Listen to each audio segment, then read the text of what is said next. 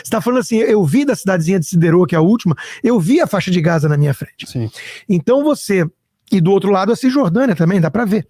Então, os judeus foram comprando terras, não havia nada que fosse parecido a uma nação palestina, eram grupos, tribos, beduínos. Você está falando de que época? Estou falando de antes de 1948, antes da criação do Estado. É até bom para as pessoas entenderem, porque a maioria das pessoas cristãs, elas falam assim, pô, a última coisa que eu soube na Bíblia é que Israel estava lá, ocupando, o povo de Israel estava ocupando a região de Israel, mas é bom falar para as pessoas que no ano 70, depois de Cristo, já depois de Jesus, portanto, naturalmente, o templo, Israel se revolta contra o Império Romano, que dominava Israel naquele momento, e o templo judeu é destruído.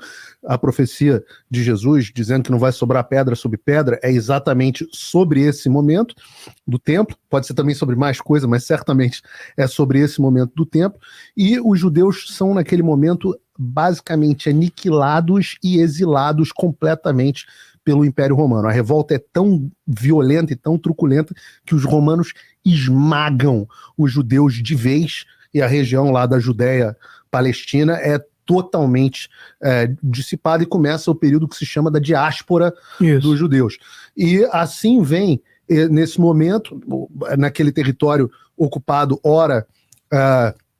Depois dos otomanos, lá na frente. Exato, você tem primeiro as ocupações do Islã, depois do próprio Império Otomano. Isso. Fica sob o Império Otomano até ali o início do século XX, e depois você começa o período de administração britânica, depois da Primeira Guerra Mundial. Eu já estava falando desse período. E aí é o período que você está se referindo ao início do movimento sionista. Isso, o movimento sionista na defesa de que é importante ter um Estado para defender o povo judeu que é perseguido há milênios e tudo mais. E aí eles começam... E essa questão da perseguição há milênios é importante porque...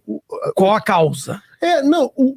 A minha namorada estava perguntando para mim, pô, mas por que os judeus ficam brigando tanto? Por que eles não vão morar em outros países? Né? Aí eu falo assim, não...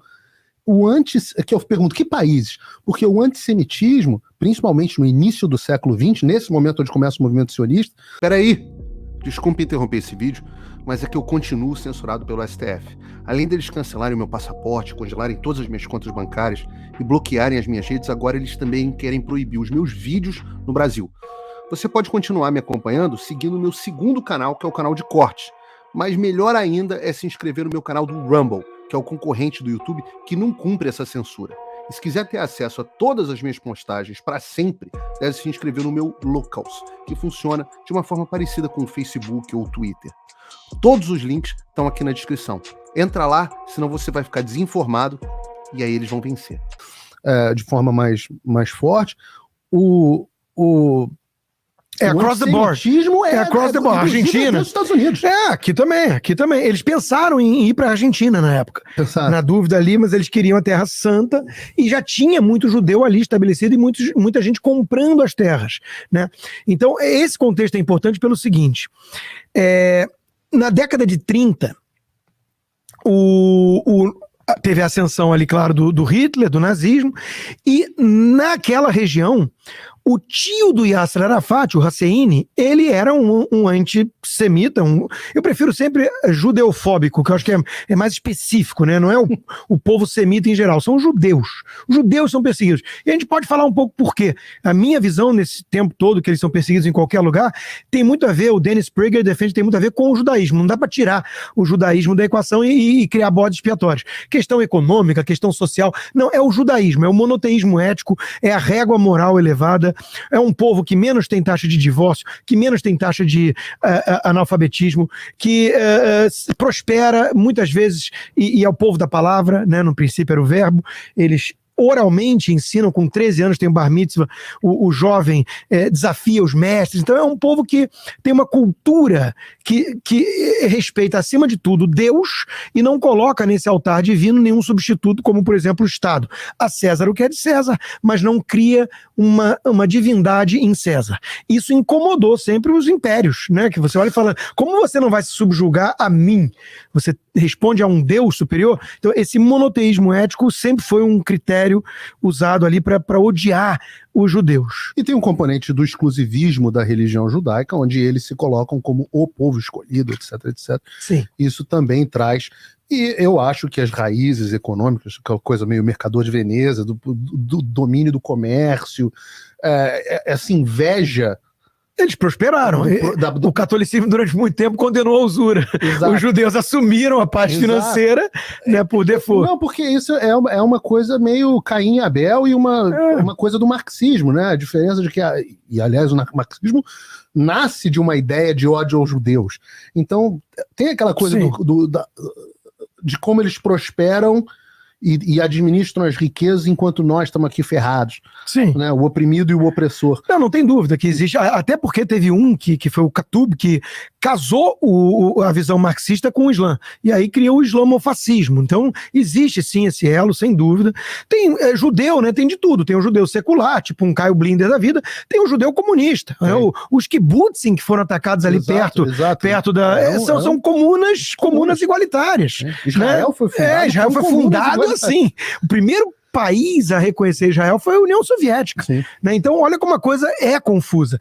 Mas aí você pega o seguinte, nessa época, o Hussein tio do Yasser Arafat, está flertando com Hitler e querendo importar a solução final para aquela região.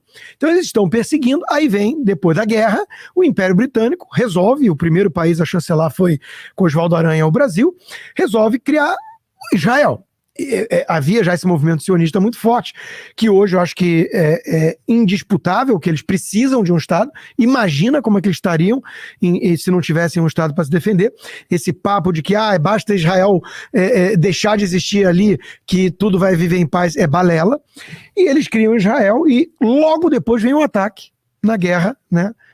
Dos países árabes contra Israel. Israel se defende, era um minúsculo país no meio do deserto, sem nada, né? Sem riqueza alguma. Independente, e se defende, é atacado, se defende. Depois, na guerra do Yom Kippur, mesma coisa, se defende, e aí ele avança territorialmente para se proteger. Porque, de novo, se você já esteve lá, você vê o quão perto a gente está falando. Assim, Leblon é São Conrado e a Rocinha. Aí você fala assim, ocupa algum território ali para proteger. É quase uma zona de buffer, né? Uma zona de que as Coreias têm ali. Se não tiver aquilo, ferrou. Qual vai ser uma linha divisória? Ferrou. Então tem que ter a região cinzenta. Aí Israel é chamado de colonialista, de ocupação e não sei o quê. Tá? Israel nunca atacou deliberadamente civis, nunca, pelo contrário, Israel manda avisos de que vai atacar para civis evacuarem, o Hamas, no caso, não deixa. Aí vamos falar rapidamente do Hamas, do Hezbollah e tudo mais. Vamos lá, eu falei do tio do Arafat. O Arafat cria a OLP, começa com esse papo de libertar a Palestina, né?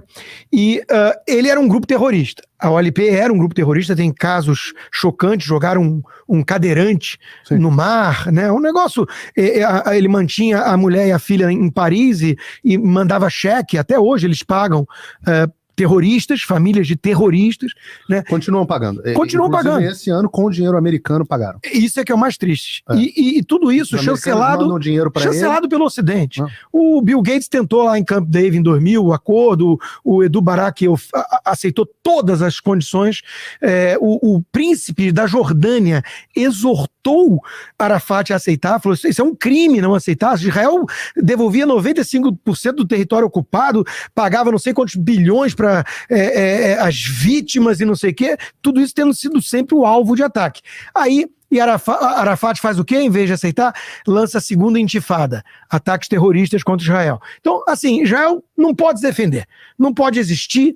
O Estatuto do Hamas, criado depois, em 88, consta erradicar o Hamas, o objetivo do Hamas não é... matar judeu, matar judeu. Isso precisa ficar claro para as pessoas. Porque, porque precisa de um Estado palestino, etc. Isso é uma discussão política. Exato. E o Hamas não tem nada a ver com isso. Não tem nada a ver com isso. Em 2006, eles tomaram poder na faixa de Gaza. Desde então, Israel não pisa lá. Aliás, só faz uma coisa em relação a Gaza: manda eletricidade e água. Isso. É o Israel que banca eletricidade e água na região. Tanto é que agora cortou, porque está sob ataque. Está em guerra com o inimigo, não vai municiar o inimigo de energia. Yasser Arafat ganha o prêmio Nobel no Ocidente, vai na ONU fardado com uma arma, fazer discurso judeofóbico, né? Então o Ocidente chancelando desde então, falando, não, precisamos da voz moderada na região. A OLP era a voz moderada. A turma do Hamas, xiita, toma conta, 2006, toma o poder e desde então é uma ditadura. E faz algo muito análogo ao que faz PCC e Comando Vermelho nas favelas cariocas. Faz o trabalho social. Sim. E é dono do território. Então tem até algum apoio popular, isso é importante dizer. Não, tem um apoio popular gigantesco. Não dá para confiar muito nas pesquisas porque é um regime totalitário ali, ditatorial. Mas é porque o apoio popular gigantesco não é nem só na faixa de Gaza. Você repara como nos países árabes há simpatia sim. de um grupo significativo. Sim. Tem um vídeo famoso do Ben Shapiro antigo, e eu acho que de lá para cá piorou muito, onde ele fala assim, será que mesmo que o terrorismo muçulmano é de uma minoria? E aí ele pega as pesquisas de opinião do mundo inteiro. 30% na Europa. Grosso modo, 30% dos muçulmanos na Europa apoiam o terrorismo. Exato. É um número bizarro. Exato. E a gente está vendo agora em Sydney, em Paris, em Nova York, a comemoração da causa da Palestina.